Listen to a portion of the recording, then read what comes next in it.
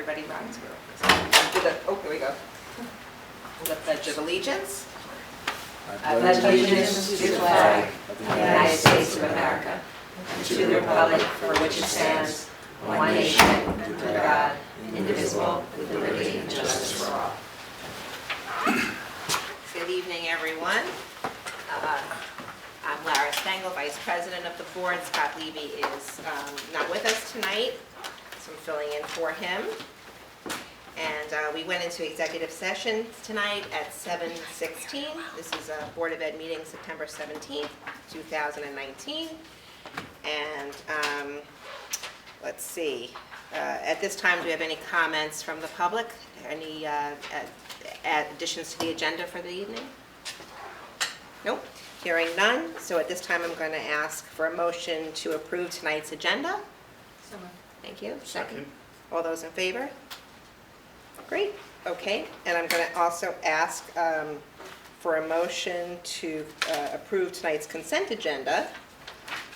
And it's items 6.1, personnel items, items 7.1, consent agenda Committee on Special Education recommendations, and 8.1, consent agenda business items. Can I have a motion to approve that? Second.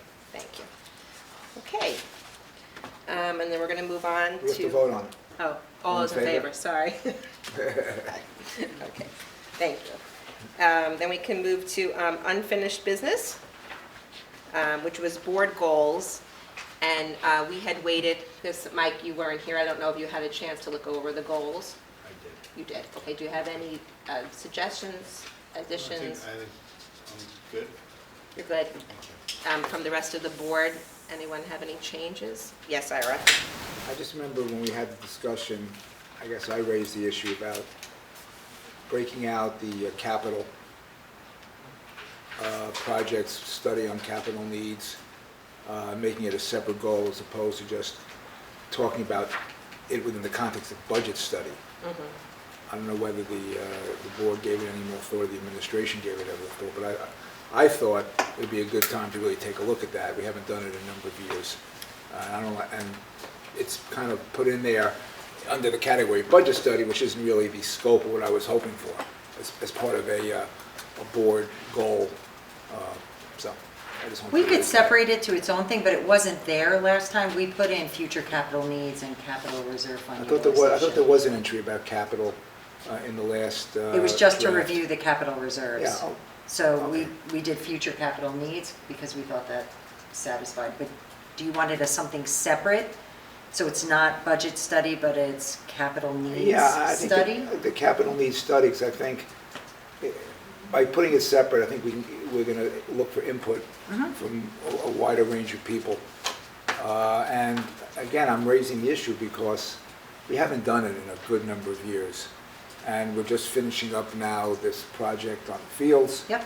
And capital needs are both internal and external of our buildings. Would you So- like to also say capital needs and capital reserve fund utilization as its own separate thing? Or do you want to keep capital reserve within the budget I study? like the capital reserve within the budget study. Okay. I think that's where it belongs. I'm fine with that. But anyway, I like the capital needs separately outside the budget study. So make it its own bullet point, is that what we're Yeah, suggesting, right? I guess. Kind of like budget study per pupil cost. or Yeah, make it I'd like to have a little, But still keep it under fiscal accountability? Correct. yeah, I'm okay. It's That's definitely Not a okay. separate goal, That's just a okay. separate bullet. That's okay. I can, And the descriptor, just basically to review future capital needs for the district. yeah, and yeah, to review, anticipate, yeah. Yep. That's fine. Not to make this more complicated, but I mean, enrollment trends, existing debt, refinancing alternatives, all of this stuff kind of goes hand in glove together. It's hard to, sort of unbundle that. I don't know. I think it's fine. I'm just bringing it up that it goes together. You think it kind of goes in those 1 through 7? I only agree with Mike because whenever we have anything with capital needs or the capital reserve fund utilization, we have to break it out anyway because we have to have the whole, everybody has to vote on it in the district. So I do think it does belong in the numbered part, I don't- but if you're not comfortable with it, I don't think the future of the district really depends on where this capital needs is allocated in the goals, but Right. I understand your point. Right. However, I do believe that a capital needs study is more than a budget study, and that's why I think it belongs outside. Are you- Even though part of it, I would agree with you, is included in the budget study, it's more than a budget study. So just to clarify, so that I understand that, now I think I get what you're saying is, this is within the context of a budget study, and you're talking about the capital needs as a standalone. Yes. Within the capital needs, you'd have to do, you'd have to have your enrollment trends and your other demographics and macro Well, factors except- in that, right? Because right? Except, part of the capital needs may be to the physical plant that has nothing to do with enrollment. We have to fix this, we have to fix that, we need to do That's HVAC upgrades, whatever, which may have nothing to do with enrollment. That was my question, for clarification purposes, are you looking at specific projects, like projections of projects that might be Both, as I necessary? said, both internal and external, that's why I think it belongs standalone. I like it because it distinguishes capital needs from capital reserve, which are two different things potentially. Good. Right. So should we postpone a vote on the board goals to have it rewritten, Or to you- have Scott be yeah. here? Is that You could okay? do that, or you could approve it pending a rewrite that has its own bullet that says capital needs study, review and anticipate future capital needs for the Is district. there a burning need to have them adopted tonight? when is No, it? I spoke with Scott today, and he said barring any major changes, he would allow us to approve it. He was fine with it, but it's a change, so I think we could wait for him for next time. I'm indifferent, I'll do whatever the board wants on it. What does everyone When's think? our retreat? Is our retreat October? If it's Our November. October. retreat is November. November, we have our November. next So we board have time. meeting So we have- October. Okay, so we have time to vote. Mhm. It's not gonna Okay. change, it's not gonna So change our I'll change work. it and we'll put it on unfinished Yeah. business. That's fine, thank you. Okay, and then we're moving on to new business. Actually, to be Oh. formal about it as we should be, I'm gonna move to table Okay, sorry. this agenda item, and we'll pick it up again at the next meeting. Can I have a second for that? Yeah, all those in favor? Okay, thank you, Ira. And everyone. And moving on to new business, we have the per pupil expenditure report. I imagine that's Kelly? Yes. Yeah, Yes, okay. Kelly. Okay, so this year was the first year that we had to do the fiscal funding transparency form. Last year, districts who had 4 or more schools and received more than 50% state aid had to do it last year. This year, that's about 76 schools. This year, it's anybody with 4 or more schools who receives less than 50% state aid. So we're included in that, it's about 306. A total of 673 total schools in New York State. So everybody has to do it next year. This was the first year we actually had to do it. It was due August 30th. We did submit it on time, but I'll tell you about 38 school districts have yet to submit it. So we're in good shape. So what this is a report based on your budget amount. So they take your budgeted amount for the current year, 1920, and you create this form. Now, I'll go into a little more detail, but this year also we have another requirement due March of this year where it's based on last year's actual. So the fiscal transparency is based on budget this year. ESSA, financial transparency, is based on your actuals for last year, okay? So we'll talk about those kind of together throughout the year when we keep going. But recognize the difference. Budget on this one, actual prior year on the next one, ESSA. But let's go back to this one. So when you've seen per pupil in the last couple of years, we've got that information from BOCES, how it's calculated, take your salary, your benefits, supplies, equipment, consultants, pretty much anything, debt service, anything in the district, and they've used that information to come up with a per pupil based on actual numbers the prior year. So what this one is again, based on budget. And it attempts to kind of put everybody in the same kind of cart. So it removes things that districts have. Some districts outsource their transportation, whereas we have our own buses. So what this form does, it removes transportation. That includes purchasing of buses, salary and benefits for all our bus drivers, things like that. Also removes debt service. So any debt payments you have, some districts have a lot of debt because they defer their building maintenance. We don't have a lot of debt, so that's a difference. So they take that out to keep that comparison kind of equal. and then any students that are not in your buildings, any tuition students, special ed students you send out to another building, or BOCES. They take all those out, and that's the difference between what we regularly talked about with per pupil in the last couple of years and this new form. So you're going to see a difference in the per pupil amount. That makes sense so far? So it's really trying to compare district to district as much as possible. So if you look back in the prior year, we had an average per pupil of almost 37,000. Again, that's based on actual numbers from 17-18, so that's 2 years ago. This form, again, takes your budget. So the budget we developed for the current year removes all those things, transportation, debt service, and out-of-district students, and you calculate that for a new per pupil. And another thing this form does, it allows you, it makes you do it per building. So a district is able to see what their average per pupil is per building. Okay, so it depends, and that's where it kind of leads to issues. I think this was an attempt to kind of do an apples-to-apples comparison for districts in the same area, but it does lead to a lot of questions, and this is kind of what we always got back to. You know, we always talked about transportation, debt service, it changes district to district, so it's hard to compare. And there's other factors, and these are some of the factors that are going to be, you'll see a lot of differences in districts in certain areas because of these and many other factors. If you have a very experienced teaching staff, they're probably on the higher step of the salary schedules, whether another district might have had a lot of retirements and they have some younger teachers. So that comparison is not going to be perfect. Class size, you have some districts that are going to have a large class size and more teachers, and some districts have a lower class size with less teachers. Flip that around. Electives, salary schedules, obviously each units in different district teachers units have bigger schedules and more steps as opposed to some districts that may have a smaller schedule and smaller steps. Special education, you have a lot of some districts that have more of an expansive program and more students in, say, one building as opposed to another building in special ed, so that's going to kind of fluctuate too. And again, building maintenance. You know, some districts do it through debt where they do a capital project or they put it in their budget, whereas it was like us, Byram, we put it in our actual budget. So when I did that form, it's spread out to all those buildings. You know, that amount is spread out per pupil for all the buildings.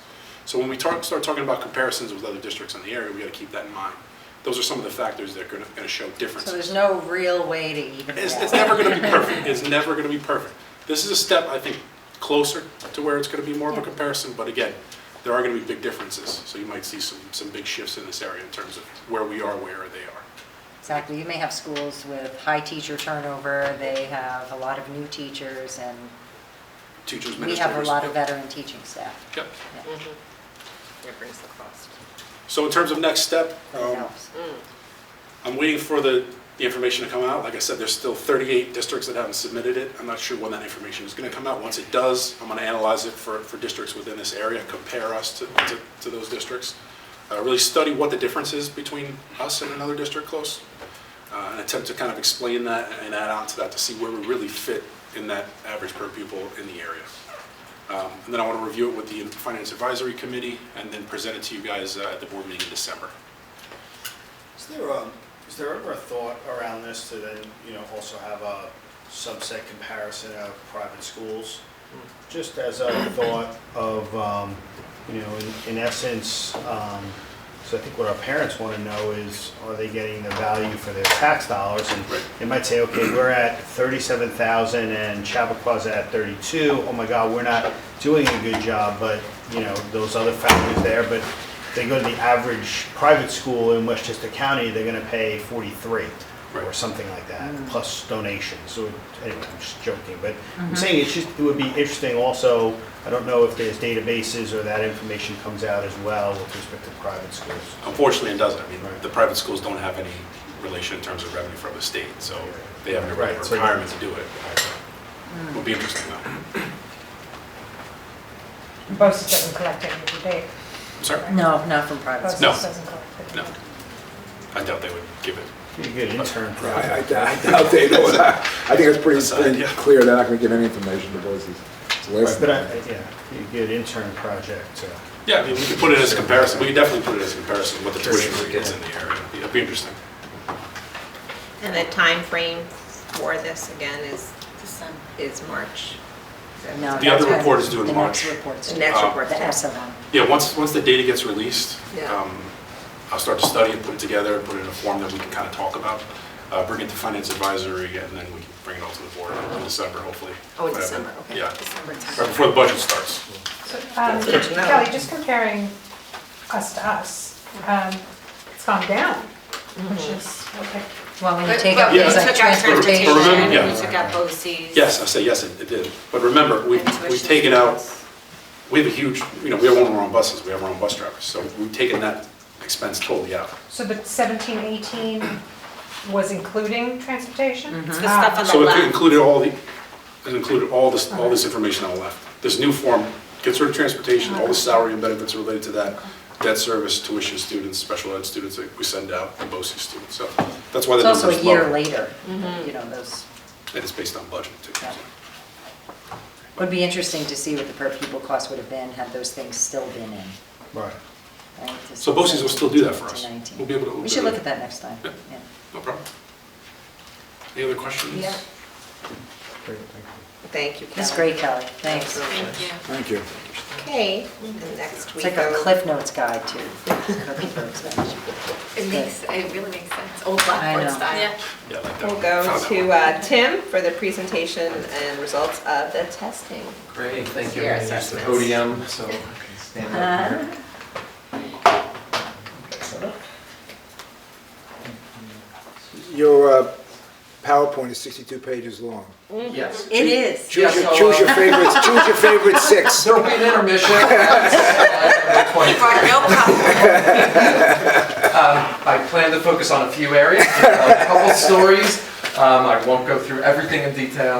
Well, it's a nice piece of work, And seriously. please ask where It really you is. find some wonderings yourself. So part of this is put together as wondering. So I bring this report to the data team, and the data team uses this to launch some of their curiosities. So I include a lot of detail because this ends up having lots of conversations throughout the years with different groups of people. So, and it's also a way to memorialize the data. And this year I also am adding some new data to it to move beyond just state test scores, and I'll talk about that throughout it. I also wanted to just throw the slide up, which I've used for the past few years, which shows our initiatives. Because I do believe the initiatives have an impact on the work, the results that we'll see in our data. And I want to point out that this is not meant to be isolated initiatives, but meant to be integrated, and these all overlap in a lot of the things that we're doing in the classroom. On the background of state tests, I'll only go to slide 4 where I show the red one, which is the new information, and that's that this year, or last year in 2019, we implemented the new global history Regents exam. And we'll look at that when we get a chance. I'd like to point out on slide 5 that the commissioner in 2016 and 18 put out these statements to show that the tests in 2016 and 18 are not, you can't compare the data from previous years, showing that there's not a reliability in those assessments from year to year. That basically means you can't look at this as anything you're doing as a correlation to the improvement. However, I do like to look at comparison because our goal ultimately is to get more students reaching proficiency. So we're just looking at the proficiency number, but to look at cause and effect, you can't really do right now with these state tests. Which brings me Because they made to, so many changes. yes, because the state tests change in such a way that you can't compare funny the results from one to How the it next. mirrors per pupil, right? Right. So I started to talk about this last year, that because of the changes in the state testing, that they keep changing the format from year to year, the cut scores change from year to year. We have the test refusals that had fluctuated, and we had several years with high results. We have to look at the state data through the lens that it might not be accurate all the time and tell the full story. And that's why I think it's important we start including other metrics when we're looking at the value added to environmental education and how well are our students doing. And I'll start introducing some new ways to look at student success this year. This is the test refusal. You've seen this data previously. I do want to point out where I put a check mark in the 3 X's. The federal requirements require districts to meet 95% participation rates on the state test. So in WAMPUS and ELA, we did meet that 95% threshold, but did not meet it in those other 3 areas. So we will see that come up in our New York State report card. But because under the new ESSA regulations, it has less of an impact than it used to under the Race to the Top or the previous No Child Left Behind regulation. So I don't think it's going to have a big impact on our report card. And the 3 through 8 tests are given on the level 1, 2, 3, 4. You're familiar with that. So when we're talking about proficiency, we're talking about students who reached a level 3 or 4. And these were the results. You saw these previously when I first received the data. It doesn't mean anything until we put it into context. So 3 stories that I want to focus on as I look through the data today is looking at 4th grade. We seem to see something interesting happening in 4th grade, 7th grade, and our students with disabilities. So I'm going to focus on those slides a little bit. But certainly if you notice anything else you want me to talk about, certainly ask questions. I also think as I'm looking through those lenses is what is possibly influencing our student data. And these were some things that we've spent some time on either in previous years or current years or recent years. In terms of mathematics, I'm wondering the influence, and I'm not saying this is a direct cause, but or even a correlation at this point, it's too early. But what impact is our new math program having on our student data? That's one thing we'll be looking at over the next few years with the data team. And also last year we piloted a math intervention in grades 2 and 3.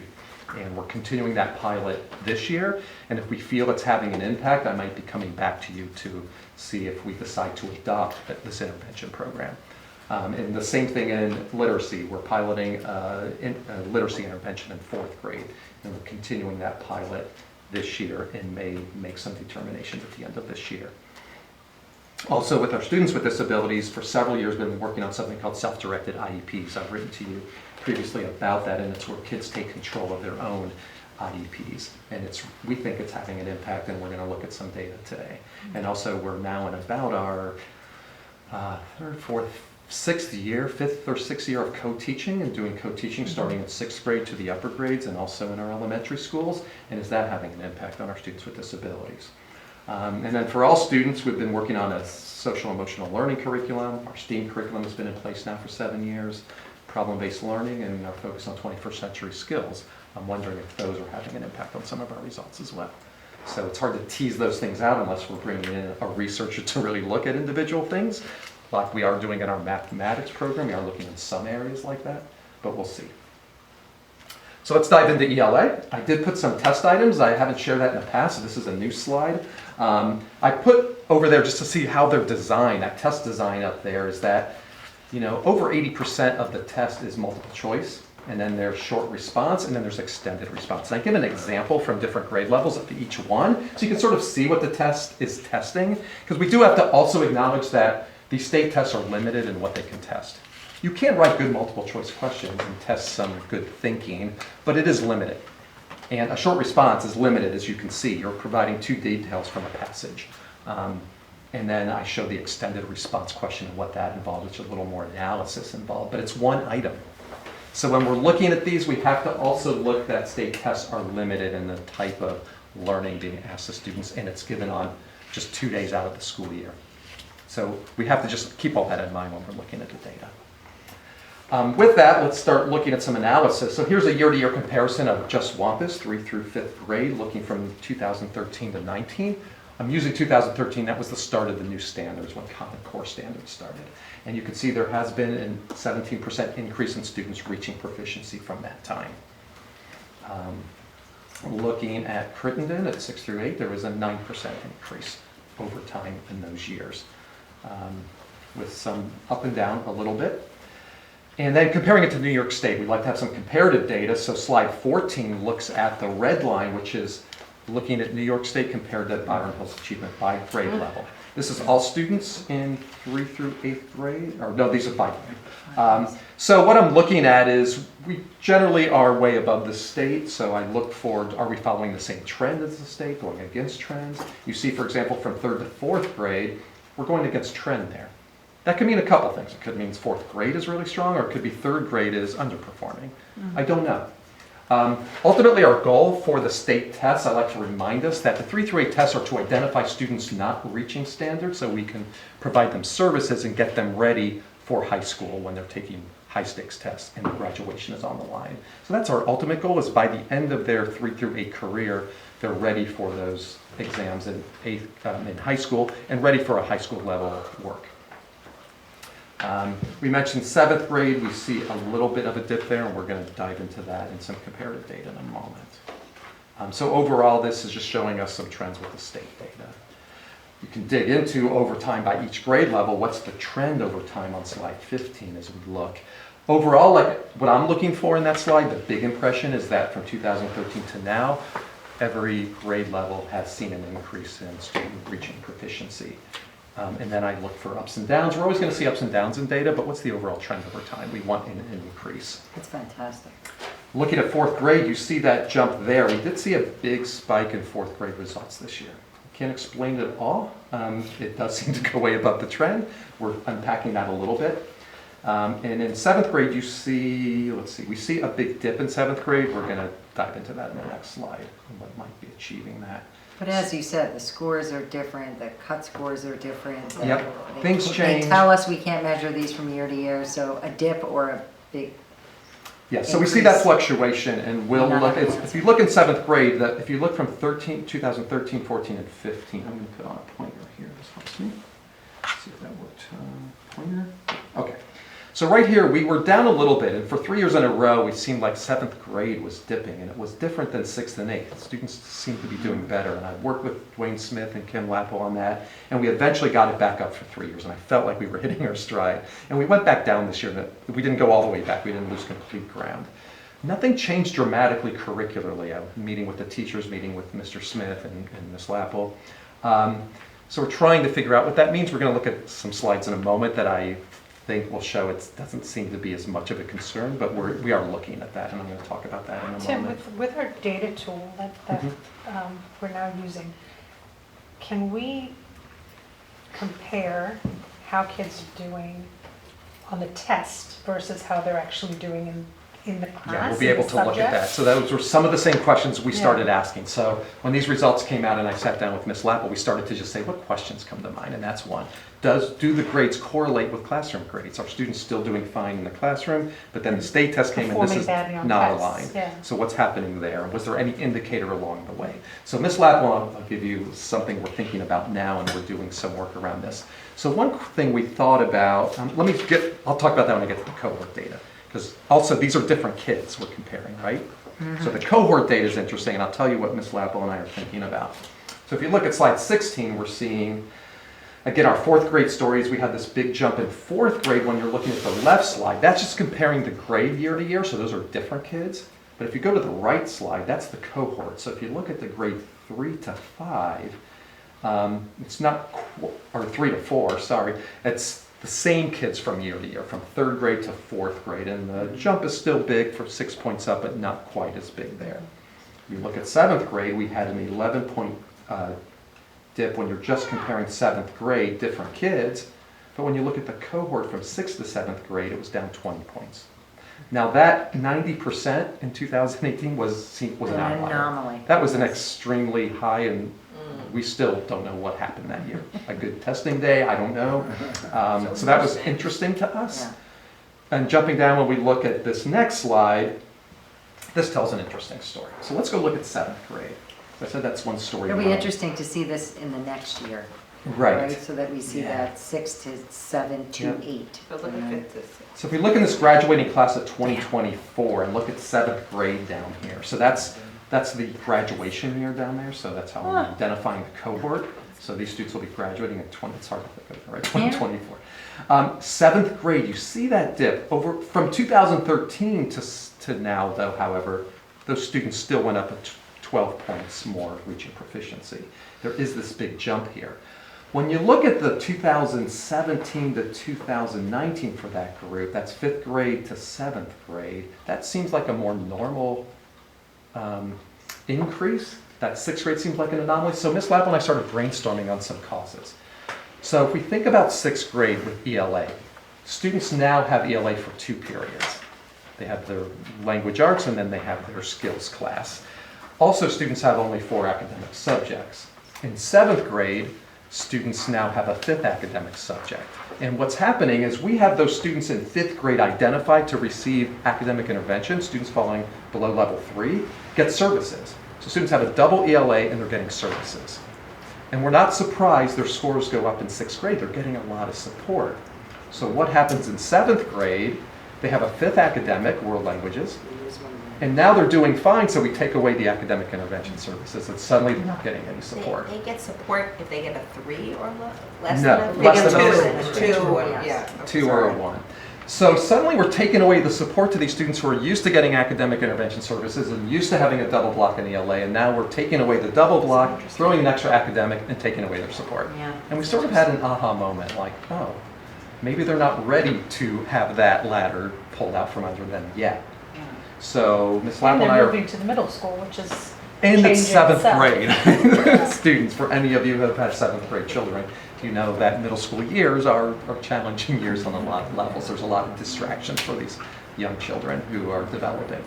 So we are going to look at putting in, so we looked at the schedule and we thought of ways that we might be able to still offer for students. We're going to go back not till 6th grade, but to 5th grade, and for students who are receiving academic intervention services, offer that in 7th grade to those students. Because many students went up 2 levels on the state test from 5th to 6th. 2 levels, from a 1 to a 3, or a 2, or a 3 to a 2 to a 4. That's a That's big huge. increase, and so some of them are just going back down to their normal place. That was with a lot of support. So we're going to give academic interventions, and I might be coming back to you to be able to add teachers to do some additional academic intervention, which I can pay for with federal funding, but we have to allow those teachers to do it. So we're looking to see if we can make that work into their schedules and start that by October. So we can keep providing services in 7th and see if we also maybe need services in 8th grade as well. So you would base those services on the testing score from 5th 5th grade, even though they, let's say they now received Now they're a a 4. 4, but they still would get, if we can get the If we funding. feel they were a 2, and we will also look at some other assessment data points, but it still maybe provide some services there. So that's something we're thinking about, and it's coming out of looking at this data. That's additional support. So that's interesting ELA 7th grade data that we're looking at. Another way to look at this is, now that we're just looking at our own students, is to compare it to other students in New York State. So this slide is actually percentile ranking. So this is take all the students who tested at each grade level in ELA for the past 2 years, and where do you rank? So it's a percentile ranking. Where we would want to be in New York State on the state testing is somewhere around the 94th, 95th percentile or better in New York State. And you can see we are at that level and generally consistent. 4th grade is that big increase again. We had this big jump in 4th grade this year. And this is the year we did do that literacy intervention pilot last year. I can't say yet that that is the cause for this jump, but it's a hypothesis, and we're going to examine that over the next few years. So we are performing in percentile rank generally where we want to be, with 3rd grade maybe being a little lower than where we want to be, but not that far off. And this is now narrowing down the rankings a little bit instead of New York State, looking at our region. So this is only 55 districts. So probably we want to be around the 85th percentile or higher. Also recognizing that just a couple flips of districts could change your percentile ranking pretty, just 5 districts up there in the 10 percentile ranking. We have a couple districts we're constantly flipping back and forth with on a given year. So when I see the state test, I call up my friends and say, hey, what's going on over there? What are you doing? You're beating us this year. But we have a couple districts we're pretty close, and we toggle back and forth with. This sort of is comparative districts to regional. So when we go back to 7th grade, so let's look at our 7th grade here on this slide. And that's that purple bar this year under 7th grade is this year. We're at 89th percentile in the region. So even though that dropped significantly, we're still doing pretty well comparatively. And it could have been 1 or 2 districts that, if we did better than a couple districts close to us, we would have been up there in the 90th percentile. And it's not as dramatic when you're looking at percentile rankings. So other districts must have dropped a little bit in 7th grade too, which tells me maybe the cut scores were off a little bit this year. There's some suspicion that goes with how they're doing the cut scores. I don't know all the information. But more story with ELA is our students with disabilities. So the red line is comparing it to New York State and how Byron Hills compares. And these are the students reaching proficiency. We had a huge increase in our students with disabilities this year, which was really surprising in a happy way. And this is all students 3 through 8. So looking at that comparison, that seemed to be the type of distance I want in our students. We seem to be, had some ups and downs over the years. Also recognizing that the students with disabilities is a smaller cohort, so it only takes a handful of students to really change the data dramatically. So we have to also keep that in mind, that it's smaller numbers, so one or a handful of students has a bigger influence. So than to this just group. understand this, the Yep. 28 is not, it's not an increase in students being who are classified or have an IEP. Right. It's ones who are choosing not to opt out. So they're choosing to take the They're test. taking the test, right, so we're not counting the students who are opting out So at this more point. kids, so it's not that there's an increase in IEPs, there's an Right. increase in the kids with IEPs who are taking the test. And who are reaching proficiency. Okay. Yes, this is proficiency ratings. That's 28% of the students in grades 3 through 8 reach proficiency compared to last year's 19. So looking at it from 2013, we had a 15% increase where the state had a 9% increase. So I'd like to see that we're outpacing the growth of the state. It means there's some value added to the students with disability and how we're educating those students. And let's break it down to Wampus. Wampus had a 12% increase there. From 2016, where Crittenden had a smaller but started higher with the dip there. So again, I was talking about our intervention tool that we're using may have an influence. We've also been putting some attention on students with disabilities, and we've been looking at this cohort because it's been performing not as strong as we wanted to. And we have been doing some work with our special education teachers in terms of curricular work. For example, what Peggy has done at Wampus is including all our special education teachers in curriculum work with the general education teachers, which we've been doing that separately. Is that having an influence? So there's some things like that that we're studying to see what might be causing this. Let's look at percentile rankings in New York State. Again, this shows the fluctuation. This is comparative districts, so are we doing okay compared to our other districts in the state? And the blue one is this current year compared to last year's. This is just results. IEPs or? This is students with 504s? disabilities, just IEPs, Not not 504s. 504s. No. So again, we did move up from last year and saw some significant gains in a few grade levels. That's great. Okay, so we're trying to understand what's happening in those grade levels. One more thing I want to talk about with the LA is the state puts together a parent report, which we make available, and parents can access it on the portal. I want to talk about it, and I didn't do this in the past because I think it's a great way to communicate how students are doing, but there's one aspect of it I really disapprove of, and I am trying to advocate for the state to change it. So it does, this top part on page 1, I like. It tells you where you stand. It's just pretty factual. It's your performance level on the 4 levels, and it gives your data there. What I don't like is on the bottom. It gives the percentile ranking of where the child's falling in both New York State and the district. I think this is horrible. Because imagine the scenario. Let's say we had 100% of our students getting a level 4. You still, in a percentile ranking, have to rank those kids by their scale score, and someone's going to be at the 5th percentile or the 25th percentile. Half the kids are going to be below the 50th percentile. That's how percentile rankings work. But you Even still if- got a 4. But you still got a 4. Right. It's a horrible way to tell students you're not good enough. And it's comparing students to students in that way, and every child is different.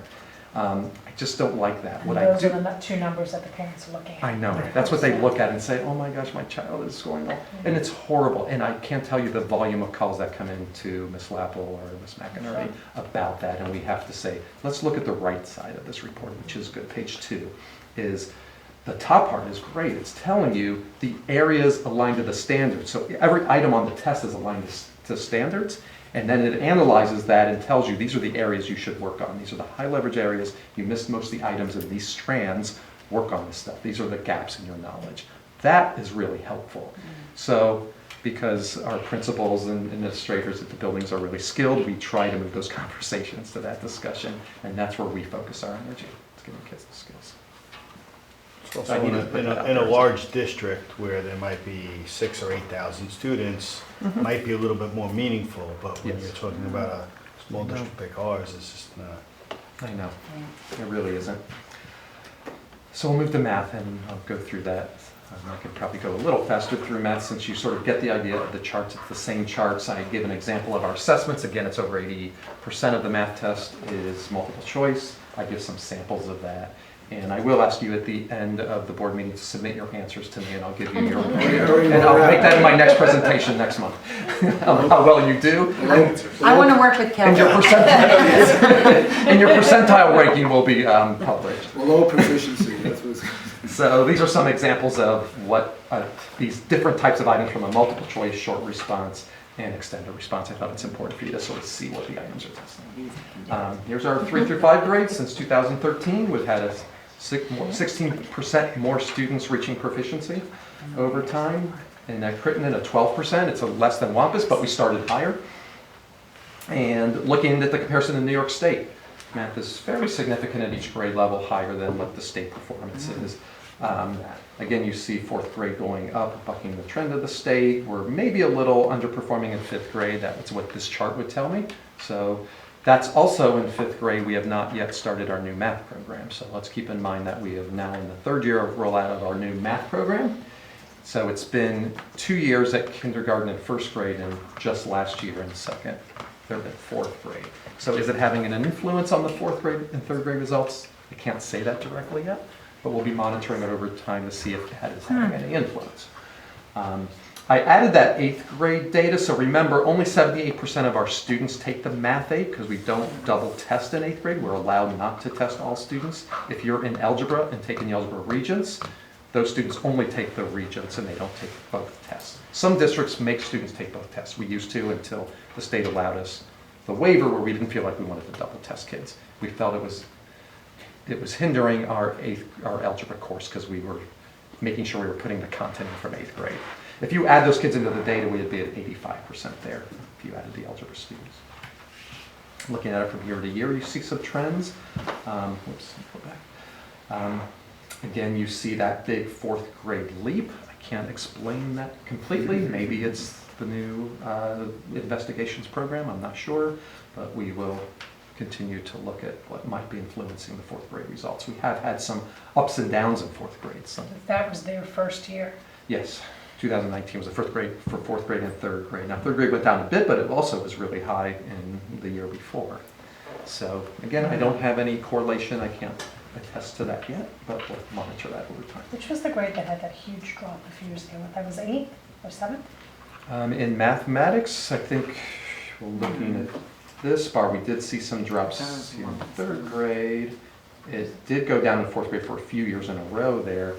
What I see from this chart in 3rd and 4th is a little bit of, it's just inconsistent. And that was interesting to me, that it's been up and down, and that's been some of what we've been trying to unpack at Wampus is how to get more continuity. You look at the results, say, in 6th and 7th grade in math, they're a little more consistent in terms of it's up easily and down as opposed to these dramatic up and downs. Talking about the 8th grade, if you look at the 8th grade bar for 2019 and that big increase, that's explained by the fact that this is that year, that 8th grade year is the first year of our new math pathways where we accelerated less kids. So less kids are in algebra, meaning more kids are taking math 8. And those are typically strong kids who are doing well in math 8. Next year they'll be taking the algebra regents exam. So that's what's influencing that bar. Looking at the change, you see again that big jump in 4th grade from year to year. However, go to the right graph, the graph on the right-hand side, or the chart on the right-hand side, you see the 3rd to 4th grade is only 4 points up. So it was a strong cohort coming off of the 3rd grade program. I can't wait to see the next column of this one on the right. I love this chart. Yeah, it's a great chart. So, so the increase in 8th grade, I note there by the change in the math pathway. So what I try to put on these charts are some things that I want to remember when I look back the next year, like why did we increase so much? Trying to memorialize some of the changes that we're aware of. And then you have the cohort data. So that's giving you a bit of a story there on how kids are doing. Again, the big picture is when I look at those changes over time at the top, they're all in the right direction that I want to go in. It's positive increases with these kids from year to year. Looking at New York State, things seem good. We see that big 4th grade jump there. And again, maybe my hypothesis that 5th grade is under comparing when we're looking at percentile rankings. We are a little lower. It's still the 90th percentile, so that's still good. But maybe not at the 95th in New York State where we are at the other grade levels. and then narrowing down a little bit to the Putnam, Westchester, Rockland area with 55 districts, seeing the comparison. These are still pretty strong, Tim. Still strong. Really strong grades. We see some ups and downs. I note some of the double testing waiver. We did see that drop in the math because we stopped double testing. Remember, some districts double test, meaning all students take Math 8, and some districts Very different don't. scores. So that district's hard to compare regionally because districts make different decisions and have different ways they accelerate kids. Because you have the eligible kids taking the Math The 8, eligible. and they're really strong students. Exactly. So they usually perform So level they're- 4. right. Right, so that data changed, and that's why we had that drop there, and I like to memorialize that in my charts to point that out. So I remember why that changed dramatically. Looking at our students with disabilities in mathematics, we're also seeing in math the same thing that we saw in ELA, is a huge increase this year with a higher percentage of students reaching proficiency. So that was really interesting. If we break it down between WAMPUS and we see 17 points in 19. The next slide, on slide 35, it was a big increase at WAMPUS, 26 points from 2016 in the students with disabilities. Less at Crittenden, but we started higher. So Are the other they things- use investigations too? It could be, and it could be the intervention tools that we put in place this year. There's, again, it's hard to figure out cause, but we're still studying. We're trying to unpack this.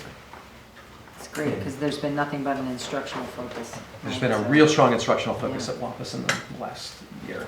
If we look at the New York State with students with disabilities comparison of the percentile rankings, our math is pretty consistent and high from 4th through 8th grade, which is nice, a big jump from 3rd to 4th. Again, our goal is that we get more students reaching proficiency and prepare them for high school, which will take me, I'll skip the math report, it's the same general report as ELA, and I have the same issue with it.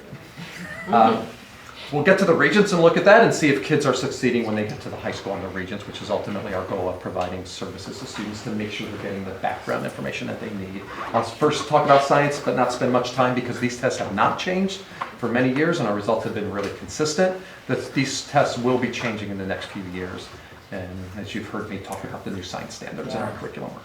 Well, they should tell us something, and this doesn't really tell us. This does not tell us too much when 99% of the students at Right. level They're 3 and spending 4, and it's time been the doing this to same. tell us nothing. And yeah, so we have made changes to our science curriculum over the years, but we're preparing for the next generation science standards, and we'll see. Not to poo-poo the really great scores, but Yes, and they're amazing. you wanted to We're tell happy. you something about how to help kids grow. Right. In Science 8, the Yep. number was, there was only 55 students that took that exam? Yes, That's so fair. that represents, it's about 50% of the class, and let me think what's happening in Science 8. Right, Earth half the science. students take Earth Science in that grade, so we have the Earth Science, which they don't double test in Yep. science as well. That So let's grade look is at, small. yeah, let's look, it's a small grade. Let's look at our Regents data. Two things to highlight of what's in red. We did administer, as I said earlier, the new Global History exam, and next year we're going to be having a new US History exam, and we'll look at that. The Global History exam has 5 performance levels now, instead of 4, like the ELA and math, when those tests were aligned to the Common Core standards. And we'll take a look at those results in a moment. English has been consistently strong since the new Regents, and to point out some comparison data, in 2018, we ranked number 2 in the region and 4 in New York State. Not percentile ranking, number 4 in New York State on our English. So despite some of the ups and downs in our ELA scores 3 through 8, by the time they take the Regents exam in 11th grade, our students, at least by this metric, by the state metric, it's only one metric, our students can read and write. And that's what that says. So we are doing what the 3 through 8 tests are designed to do, which is tell you, are there any gaps in learning, and are we helping those students get ready for this? So that's what the Regents are really about. Did we do our job of getting kids ready who were underperforming? Algebra is similar. I separated it out by 8th and 9th so you can see the difference there. Those differences are what we would expect, and we see that typically. And again, for comparative data, we ranked number 2 in the region and 7 in New York State in our Wow. student scoring proficiency in 2018. I don't include 2019 because I don't have the comparative data yet. It hasn't been released officially by the state, so I can't compare. But I'll give you that next year. I pointed this slide out on slide 44, only because that level 5, that's the highest level, and are we really pushing our kids to achieve the best they can achieve in mathematics? We did see this drop in that level 5 in 2019, but I believe that's because, remember, less kids were taking algebra in 8th grade. that last year. Those kids will all take the Regents next year, and I will see that bar probably go back up, because those students were taken out of the cohort.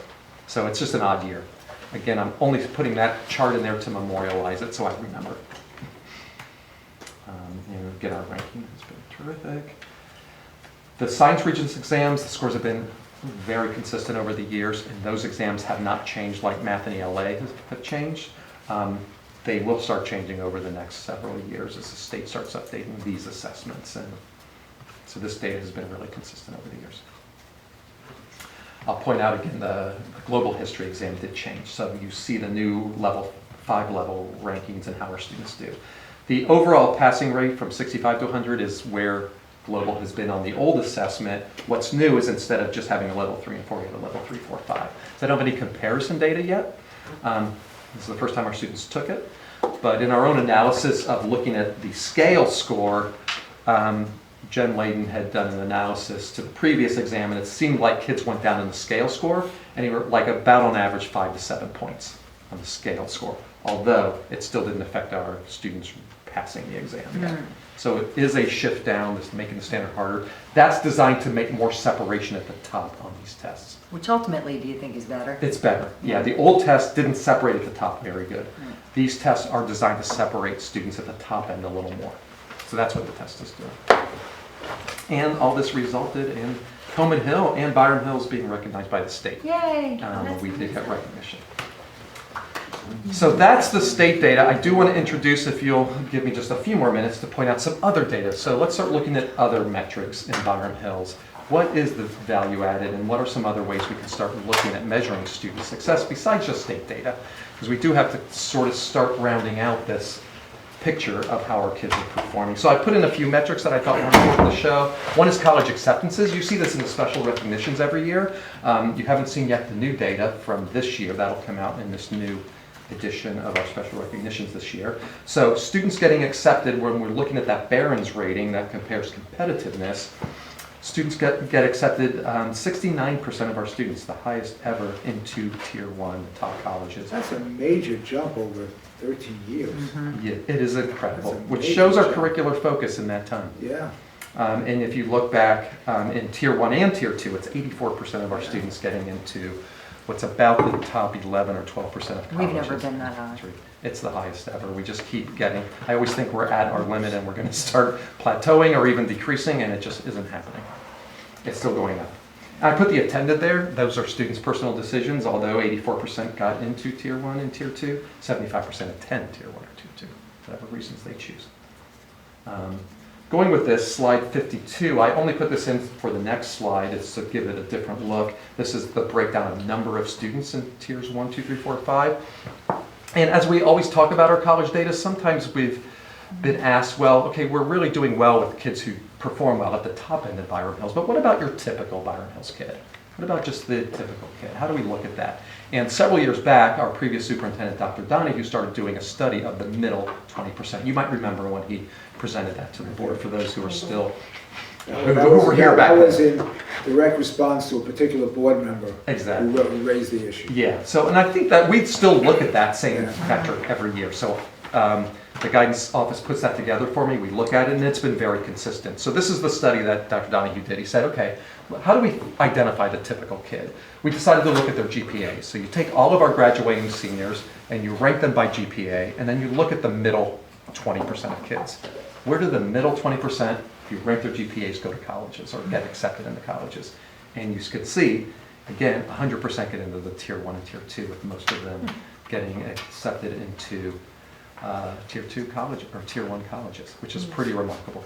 Which shows, you know, even our typical kid in the middle, whatever that defined by this metric, that's what's happening with our kids. And this has been consistent. I must say, because I've heard for a number of years that the great strength of Byram Hills has been dealing with the kids at the very top and assisting the kids at the lower regions. And the kids in the middle kind of just fall through, and this puts a lot of that, really. It does. And we've been monitoring that to make sure that doesn't change. Yeah.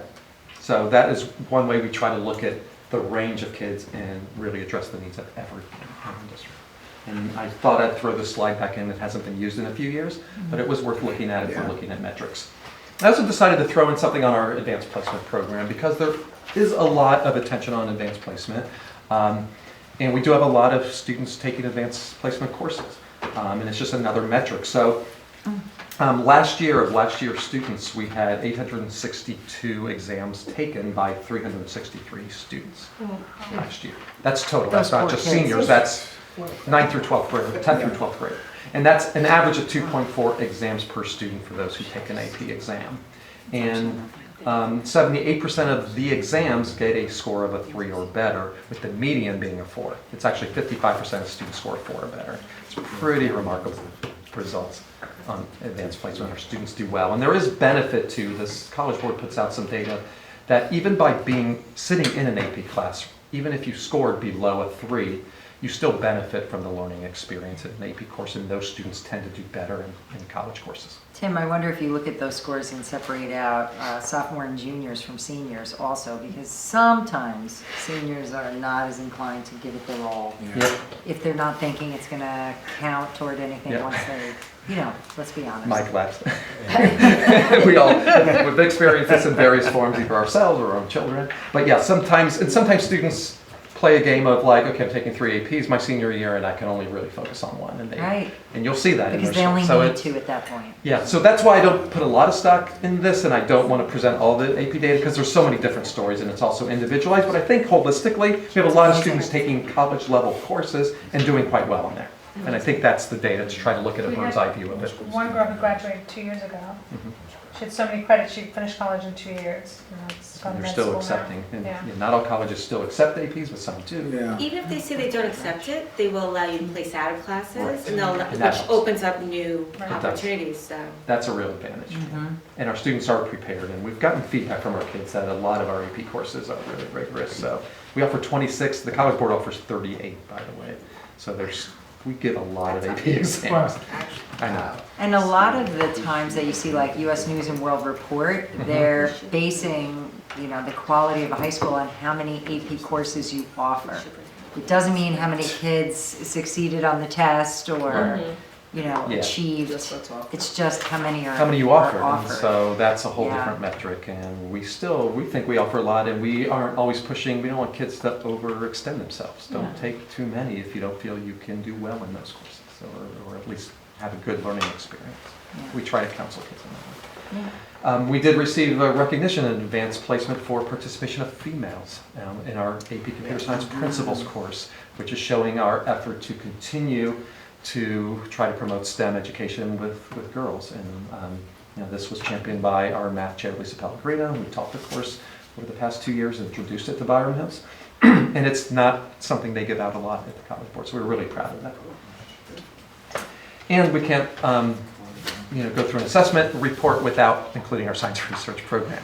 We've had 480 students complete the 3-year program since 1991, with almost 1 in 4 students achieving semifinal status. That's really remarkable, by the way. It is so remarkable, and You- that's why I you're decided I discussing- need to put this in. Why am I not putting this in the You assessment really report? should, because people think that it's just a matter of course that we're gonna pick up semifinals every year. And you're competing with schools like Bronx High School of Science and Stuyvesant, some really powerhouse, School.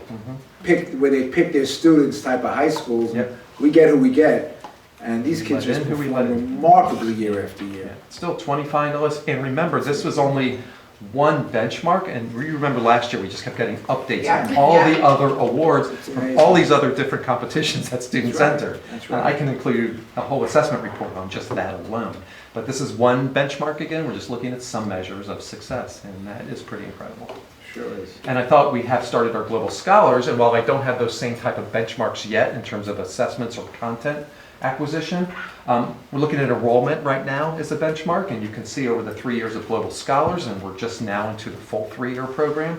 We've grown in enrollment. We now have 138 students enrolled, which is 10th through 12th grade. And that is 1 in 4. That's 25% of eligible students taking Global Scholars. We think it's an important class. So at least interest is there with students, and we keep evolving that. So hopefully over the next few years I can start showing some other data that can give us some indicators of success.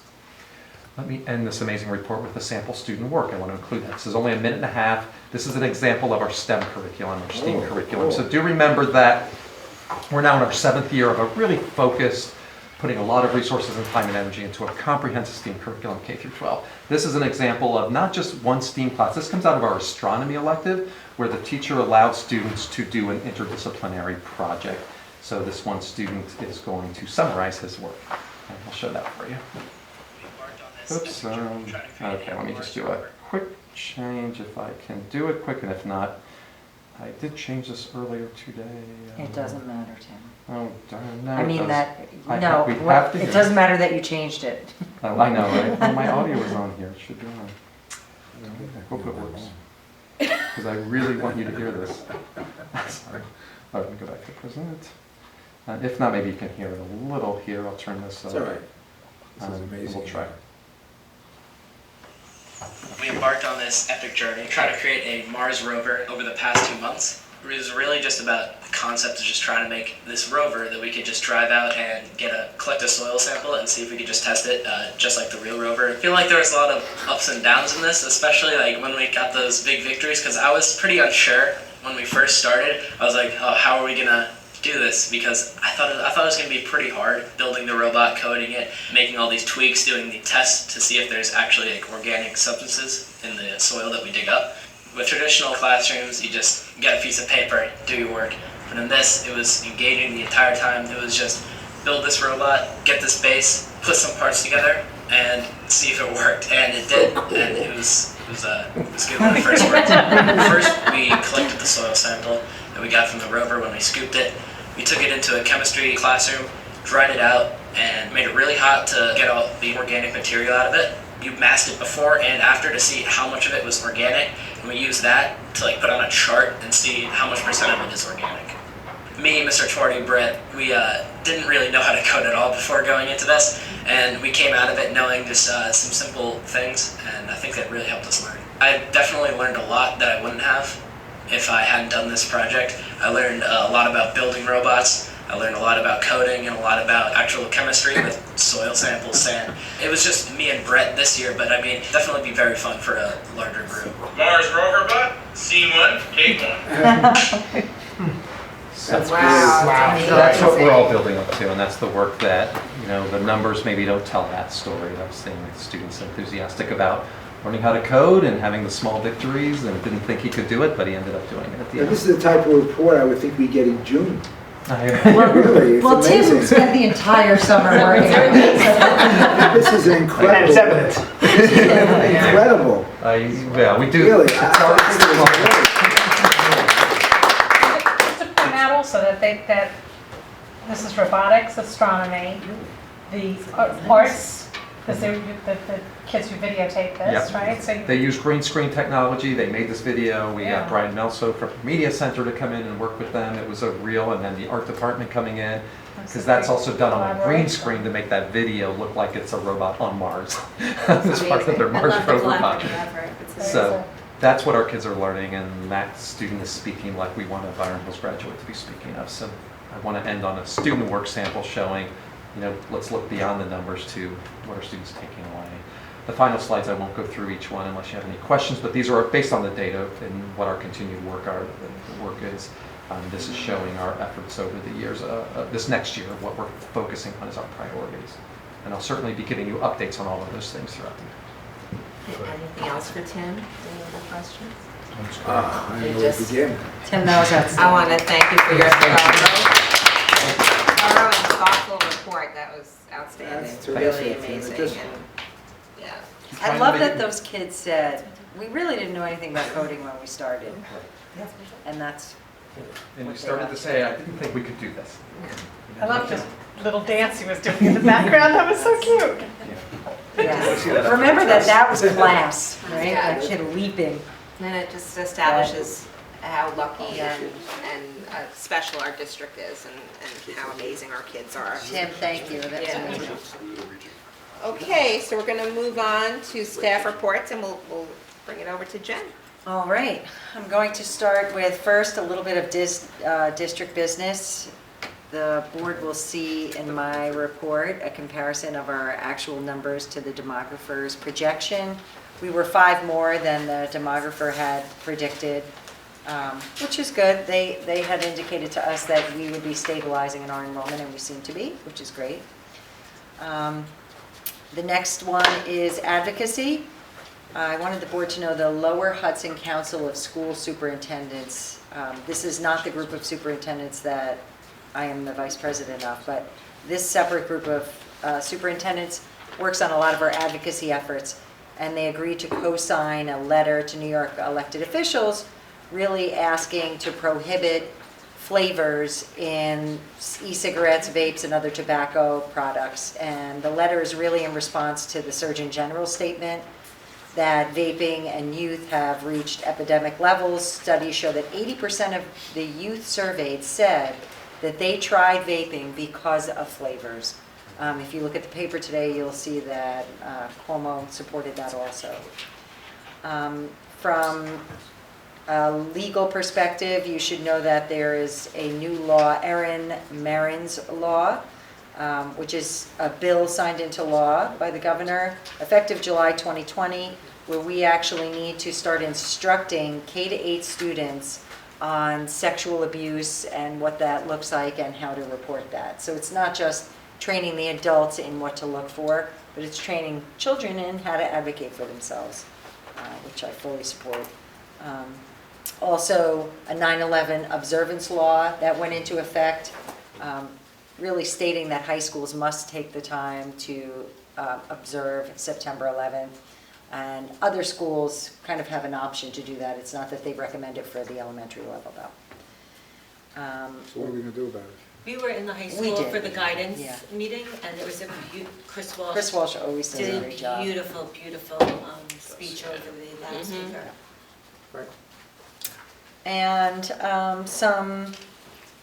one district business about all of the different logos, the way Byram Hills is depicted. Fortunately, we have a media and communications center, so I want you to know of their continued progress, that we are now looking to anything we've been using in the district, like the interlocking BH or Byram Hills or our crest, and we are going to now house them in the Media and Communication Center so that any groups that are looking to create clothing or anything like that can actually get the specs and the specific logos.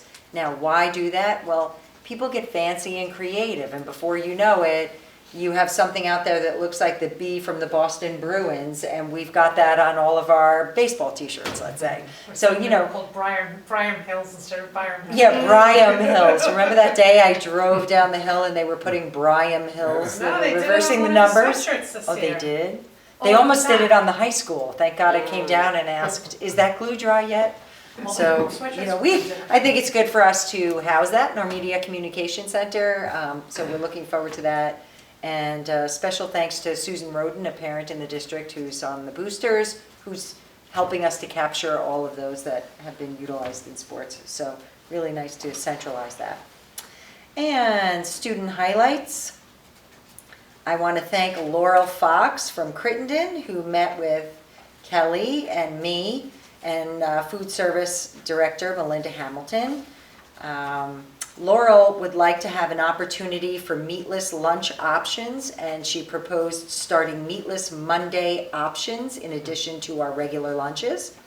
Laurel is going to be working with her committee on the Power of One to generate interest, and we're going to be piloting this on a few Mondays in November, and then we're going to start to look to see our students buying the meatless options.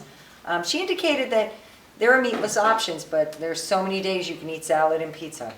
So, talking about some more interesting options, and she went over some menu items with Melinda Hamilton, who had emailed her.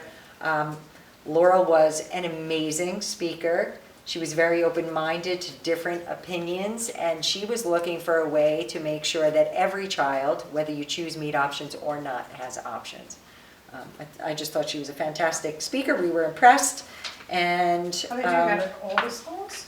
they're going to start that at Crittenden. She's going to go through the Power of One to spread awareness about it and to pilot it there and see how it happens. She's a seventh grader. Yep, it's great. So we look forward to seeing that. We also had a press release that you likely have seen by now.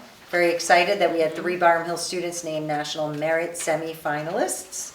we have Elena Lowe and Christina Ferrari and Callie Hoffman. And, you know, as the district remembers, these students, I mean, first of all, they've worked incredibly hard to get to where they are. They were among approximately 16,000 children chosen in the 65th Annual National Merit Scholarship Program. And remember, these seniors have an opportunity to contribute and continue on in competition, which offers 7,600 national merit scholarships worth more than $31 million. So congratulations and good luck to them as they continue on. Yeah, that's great. It's amazing. And the last thing that I have to say is a big thank you to Mia DiPietro, our board member. Thanks to Mia, we have a donation of $500 that came to the district on behalf of her work on Mia's community service work, but it came to us from Marsh and McLennan Companies, Mia's employer. So Mia went that extra mile to make sure that her community service work was something that she could submit to her company and bring back benefits to this district. So thank you. Mia, you didn't have to do that. That takes time. You know, you're a working professional, a parent in this district, and donating all this free time to the board, and then you said, well, let me just do this other thing as well. It's this time. So it is this time, but It's this time it that took time. I just have to log, and if we meet over 25 hours a year, my company That's does this fantastic. donation. That's which is great. awesome. So thank you to Mia, and thank you to Marsh and McLennan for that. That was great. Well, thanks for filling out the forms. It's, Yeah. I appreciate it. And what a great company to do that. It's so true. It's fantastic. Thank you. And that is all I believe I have. Okay. Yes, it is. Tim, do you have anything else? Nothing Oh, else. I please. can't. Top it if I I'm could. so disappointed. Do you want it to speak in I tongues? Well said, Tim. Okay. I can't. Kelly, Wasn't anything? expecting to go so early. Yeah.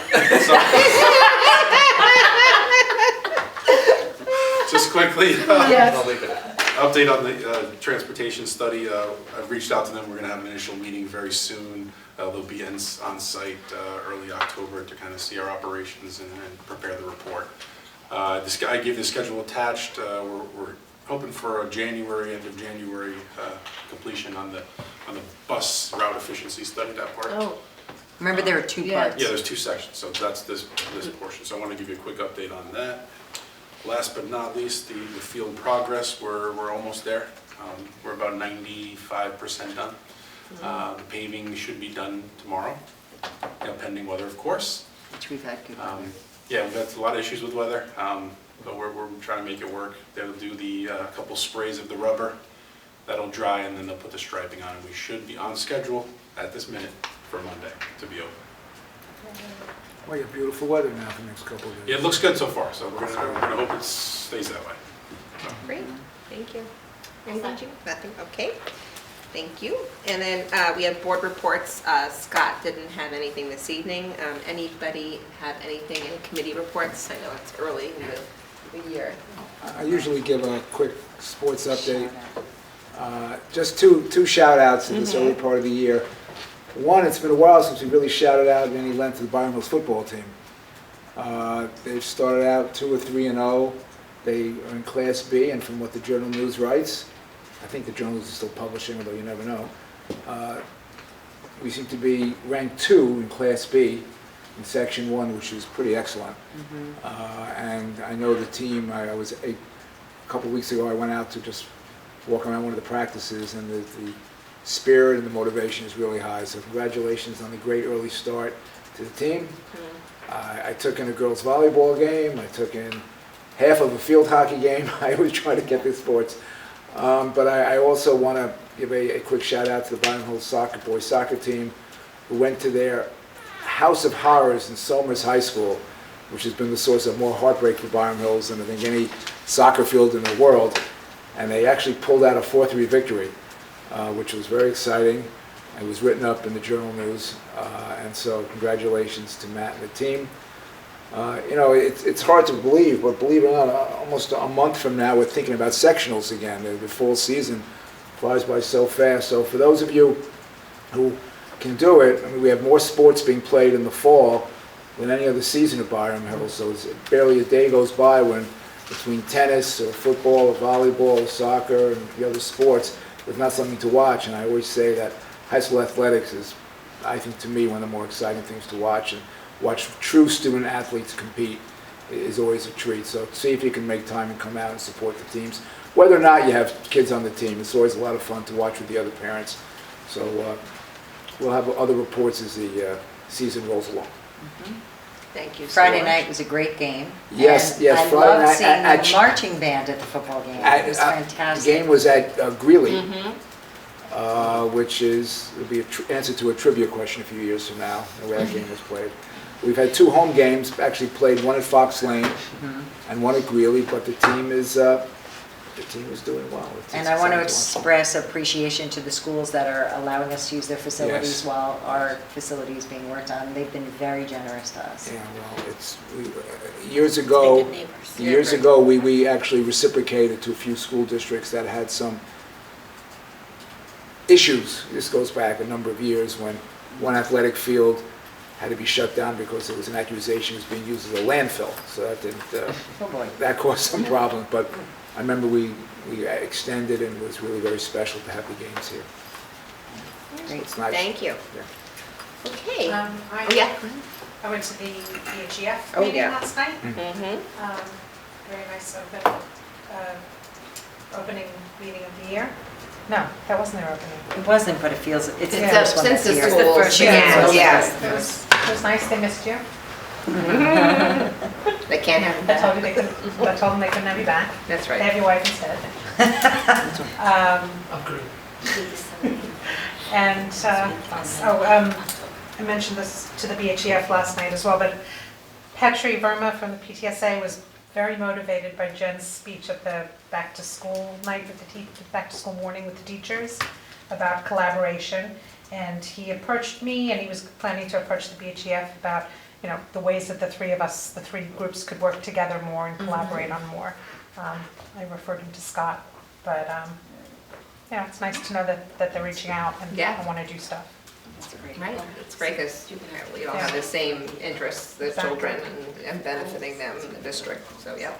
Okay. And I've been to all, well, almost all of the back-to-school nights so far, and we have the high school back-to-school night tomorrow night. Yep. Parents at Wampus were so thrilled to see phase 1 of the community center and the outdoor space that the BHCF had donated.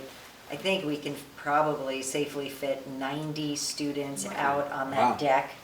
Wow. And in other phases, you will see canopies arriving, you know, in like flag canopies to shade from the sun on that deck. And the art room furniture will be arriving in phase 2. And I mean, the BHCF has just been tremendous in supporting that.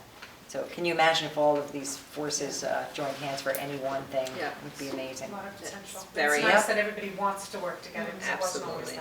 that way. Yeah. Jen, and I just want to acknowledge the fact that you have been to these open houses. Yes. These back-to-school nights. I've been to 3 of them because I had to, and it sucks the life out of you a little bit. I can't Yeah. believe you're going to, Yeah. you're at every It's single one of important. them. It's important to me, Parents and appreciate it. Yeah. Parents so really it's- appreciate it. It's a very good point to Yeah. acknowledge how much that you see Jen At night. at all kinds of Yeah. functions, school functions, and we really appreciate that Thank you. presence, really.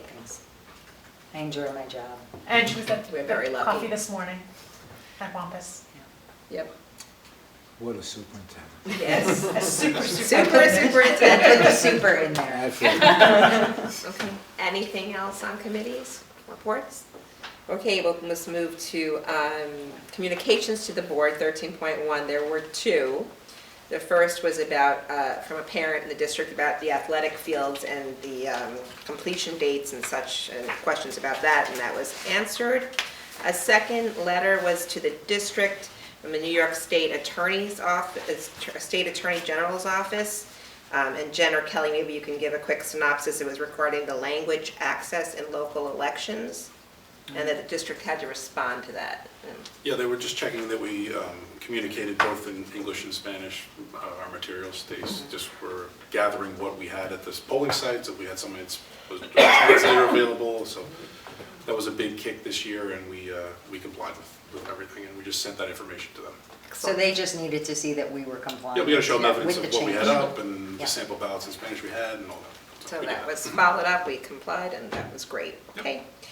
Next is approval of the board minutes. Were there any changes or edits to the August 27th meeting? Move to approve the Board of Education minutes for August 27, 2019. Second. Okay.